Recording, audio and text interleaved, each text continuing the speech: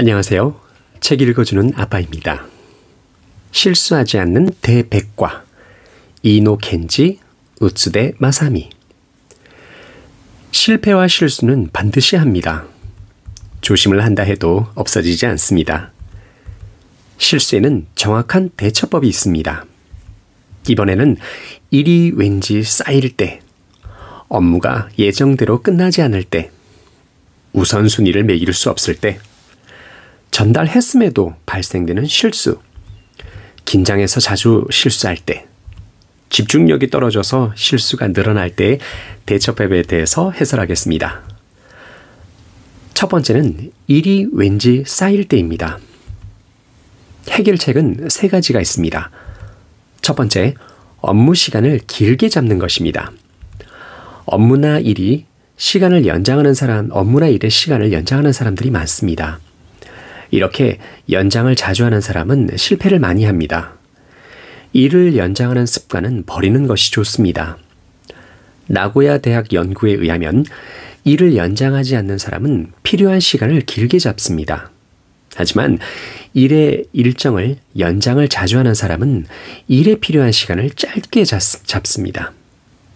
여러분이 일을 연장하고 싶지 않다면 가능한 필요한 시간을 길게 잡도록 합시다. 두 번째, 종료 시간이 없는 일에는 반드시 종료 시간을 설정하도록 합시다. 종료 시간이 결정되지 않는 것. 일이라는 것은 다음으로 미루는 경향이 있습니다. 종료 시간을 자기 자신이 정하도록 합시다. 종료 시간의 효과는 큽니다. 미국 국립과학재단에서는 지구과학 분야에서의 조성자금의 신청 종료 시간을 연간 2회로 설정하고 있었습니다. 그러나 2015년 종료 시간을 없애자 연간 신청자 수가 59%나 줄었습니다. 종료 시간이 없는 일에는 반드시 종료 시간을 설정해 주십시오. 세 번째, 시간이 걸리는 업무에는 분할해서 중간 목표를 설정해 주시기 바랍니다.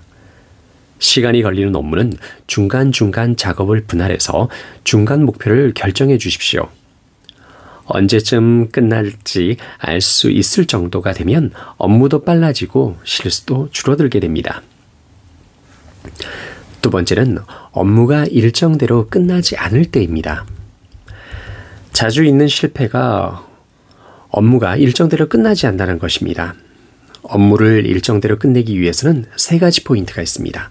첫 번째, 어느 정도의 결과를 내면 되는지를 먼저 결정하시기 바랍니다. 예를 들어 중요한 프레젠테이션이라면 완성도를 높이고 뒤에 읽지 않는 회의록의 경우에는 포인트만 잡는 겁니다. 이처럼 업무에는 목표로 하는 완성도가 있습니다.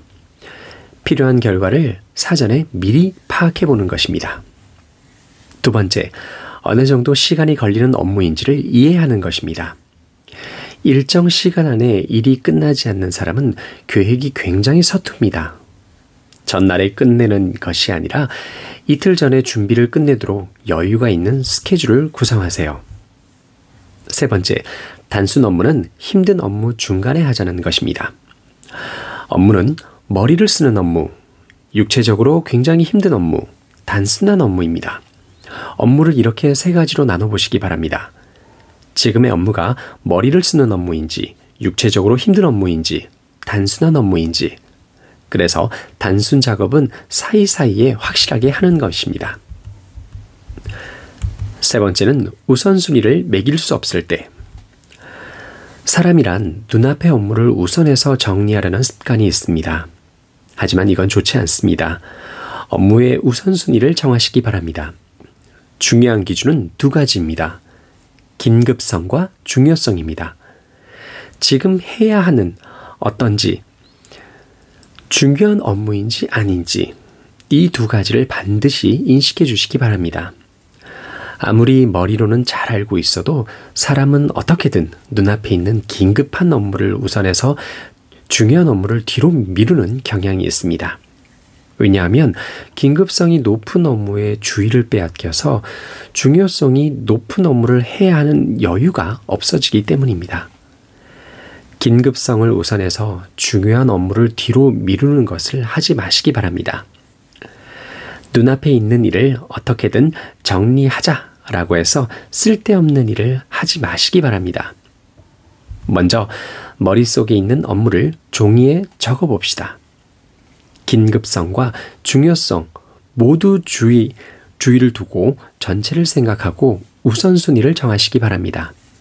그리고 우선순위를 정하기 전에 여러분이 생각해야 하는 것이 3가지가 있습니다. 첫 번째, 정말 나만 할 수 있는 일인가? 다른 사람도 할 수 있는가를 생각하는 겁니다. 두 번째, 다른 사람이 할 수 있다면 누구에게 부탁하면 좋을지 정해서 부탁해 보는 겁니다.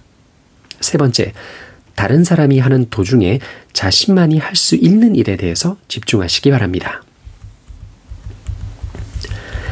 네 번째는 전달했음에도 발생되는 실수입니다.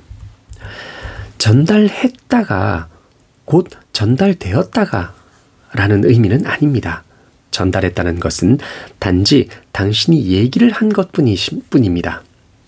전달되었다는 것은 말한 상대에게 정확하게 전달되었다는 겁니다. 자기 중심으로 말하는 사람은 전달만 하지 전달되지는 않는다는 것입니다. 먼저 상대방이 자신의 얘기를 어떻게 받아들였는지 상상해 보십시오. 실제 질문하면서 확인해 가면서 전달하는 것이 중요합니다. 상대방이 이해하고 있는지 상대방의 머릿속을 상상해 가면서 얘기하십시오. 만약 그렇게 했는데도 상대방이 따라오지 못할 경우 3가지를 실행해 보십시오.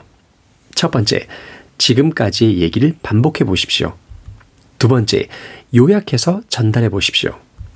세 번째, 상대방의 기억과 연결하기 쉬운 구체적인 사례로 얘기하십시오. 다섯 번째는 긴장해서 자주 실수할 때입니다.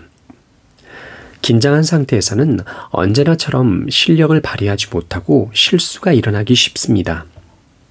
이럴 때 무엇을 해야 할지는 메타인지를 추천합니다. 메타인지란 객관적으로 자신을 인식하는 것입니다. 화를 컨트롤하거나 조바심이 날 때 사용합니다.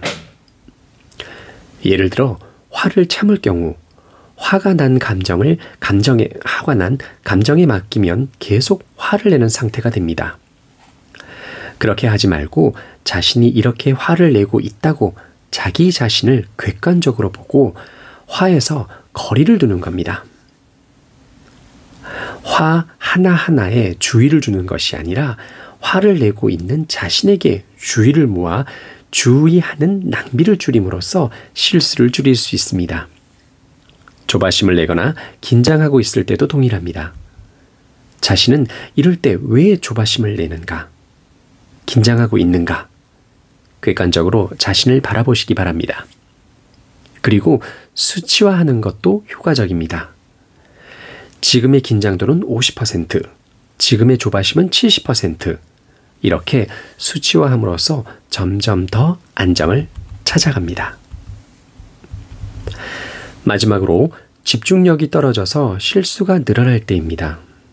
집중력은 반드시 끊깁니다. 먼저 이것을 이해하시기 바랍니다. 집중력을 유지하는 파워는 의사력을 사용하면 피곤해진다는 것이 판명되었습니다. 즉, 근육과 동일합니다.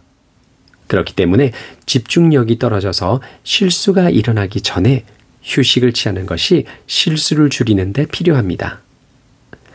휴식을 중간에 넣음으로써 실수를 줄일 수 있습니다. 한편으로는 몇 시간 동안이나 집중했다. 계속할 수 있었다. 혹시 이런 경험 없으신가요? 학창시절 줄곧 게임을 했었다. 계속 만화를 볼 수 있었다. 이런 경험은 없으셨습니까? 이런 상태를 플로우 상태라고 합니다. 몰두하고 있는 상태로 높은 퍼포먼스를 발휘할 수 있는 상태입니다. 그럼 플로우에 들어가기 위해서 어떤 조건이 있을까요? 6가지가 있습니다. 첫 번째, 목표가 명확할 때입니다. 무엇을 하면 되는가? 무엇을 하고 싶은가? 어떻게 되고 싶은가를 명확하게 하는 것입니다. 목표가 명확하지 않을 경우에는 상사와 확인을 해서 목표를 명확하게 하십시오.